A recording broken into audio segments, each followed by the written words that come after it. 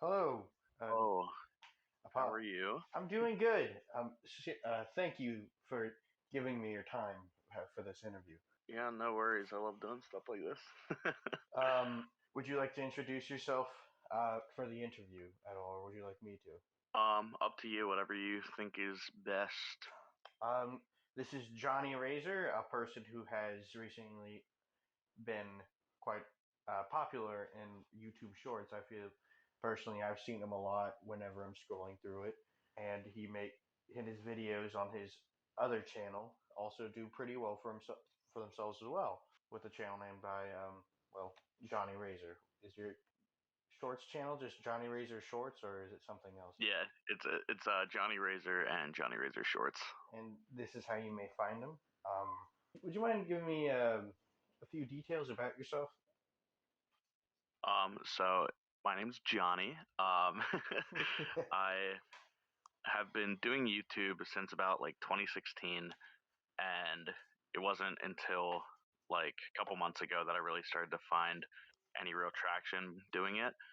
Um, but I mean, I've always been somebody who's just like really into content creation, and through YouTube Shorts and TikTok and all the short form content recently, I've been able to grow a pretty sizable audience. Just making fun videos that I enjoy making. That's great to hear, and I'm sure a lot of people when growing feel similar. But now I don't know if you feel like your fan base is large enough for. Sorry, that was in a weird way, weirdly worded way. How do you feel about your fan base? Like, how do you feel um, they're they're sort of different from others, or do you not feel like that way at all? Or do you still enjoy them? I mean, yeah, you gotta love the fans. Like, um, I've been recognized a couple times in public, which is really surreal. But like the overwhelming majority of people that I see in the comments or in like my Discord server and stuff, they're all like super positive and give me a lot of like really good feedback. So I'd say I definitely appreciate the community that I have. And I think it's pretty solid. I don't have any complaints, uh, Hmm. anything major at least.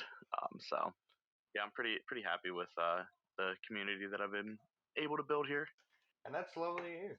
Um, now, is there any behind the scenes stuff you're working on that I may ask about, or you may want to give a hint towards at all?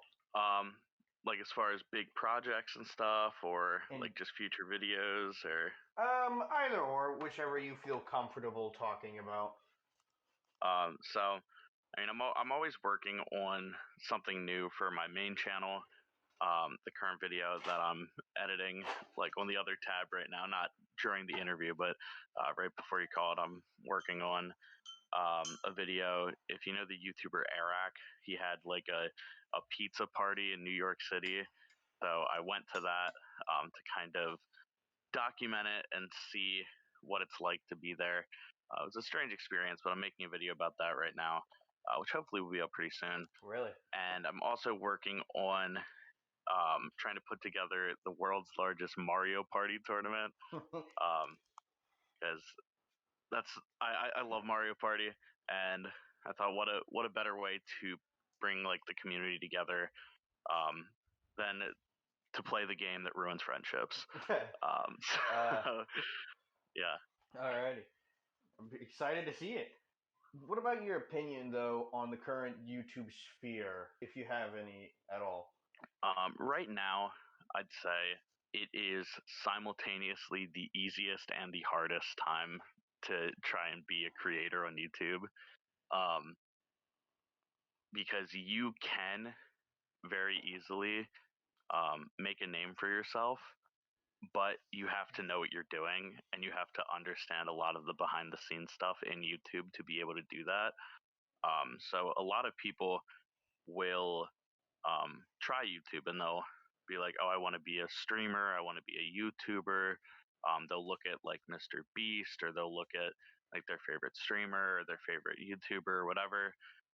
And they'll see that and they'll be like, I really want to do that. But they don't see a lot of the behind the scenes. They don't see the hours of editing, the hours of of making thumbnails, working on stuff. Um, and a lot of people through shorts recently have been able to grow an audience out of nothing. Pretty much, that's what I've been able to do. But a lot of the content there is very lazy, which is why it's so easy because like your competition is really small. So for me, like I put a decent amount of effort into all the shorts that I make, and because I do that, they're able to do really well. But there's like a lot of people who just repost like Family Guy funny moments, or like take a meme they stole from Twitter and like add a video of them quote unquote reacting to it. Like there's a lot of like copy paste content that's being thrown out there, and I'm just a big fan of just original stuff.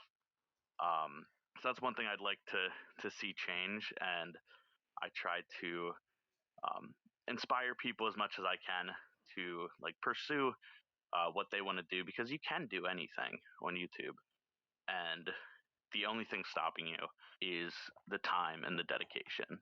If you start right now, you're not going to blow up tomorrow. You're not going to have a billion views when you wake up in the morning. Like it's a slow and steady grind. But after a couple months of being consistent and figuring out what you need to do, you'll be so much further along than where you started.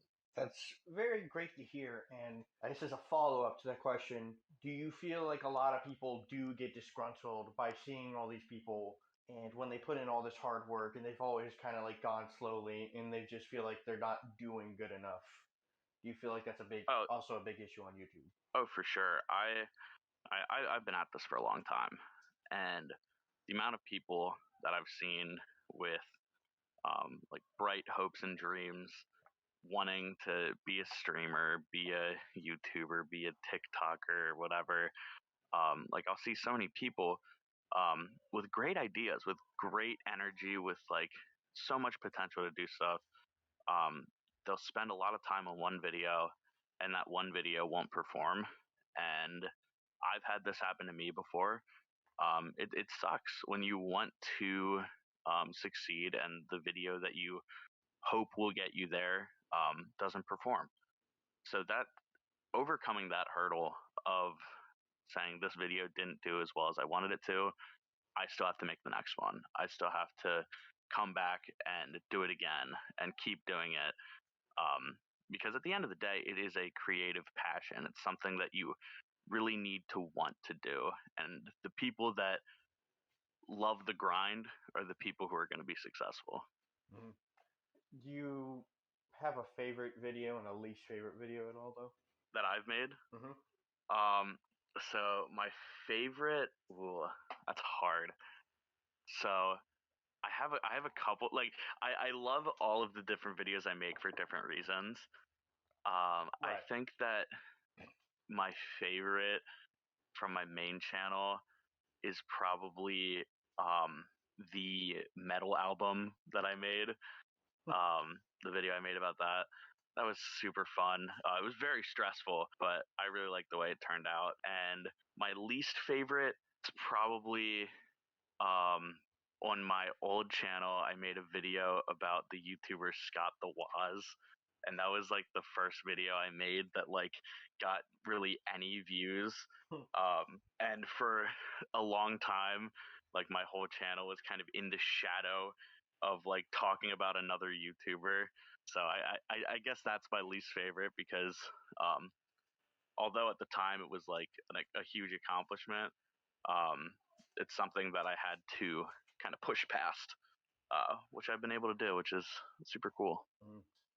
In I guess in my personal opinion, as a person who enjoys Scott the Wise, I do see a bit of his character in your content, and I think that's what makes your content feel so good to watch as well. Yeah, a lot of the stuff that I do, I take inspiration from all of the people that I watch and kind of use it in my own way to make my own unique sort of brand. Like I love the Scott the Woz style humor. I love the like Mr. Beast style editing, or not as extreme as he does, but like I take a lot of inspiration from the people that I enjoy, and just kind of cobble it all together in my own way to make something that's really true to me. And I feel that there's not many people um, who are willing to um, try their own thing. A lot of people try, like they'll look at one person and they'll say, "I'm going to do that." You can take inspiration from people, but you got to find a way to make it your own at the end of the day. Right. Now, is there any lesser YouTubers you feel like you took some inspiration of? Like, Oh, for sure. There's some people that I've met that have given me a lot of help and a lot of inspiration. One guy super underrated. His name's Turkey Durkey. He mentioned me in one of his videos, which is how I found him. mm. And he made a video on a similar topic that I did, and his video was so much better than mine. Like it was leagues better than mine.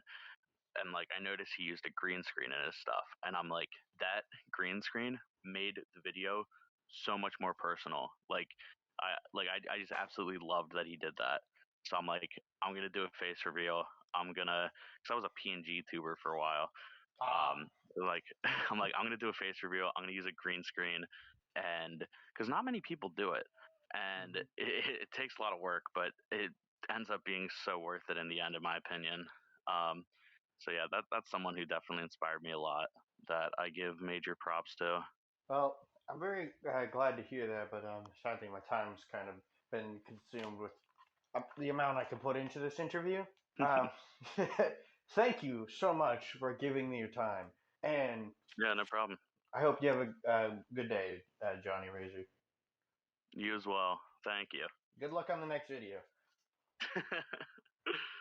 Have a good one. You too.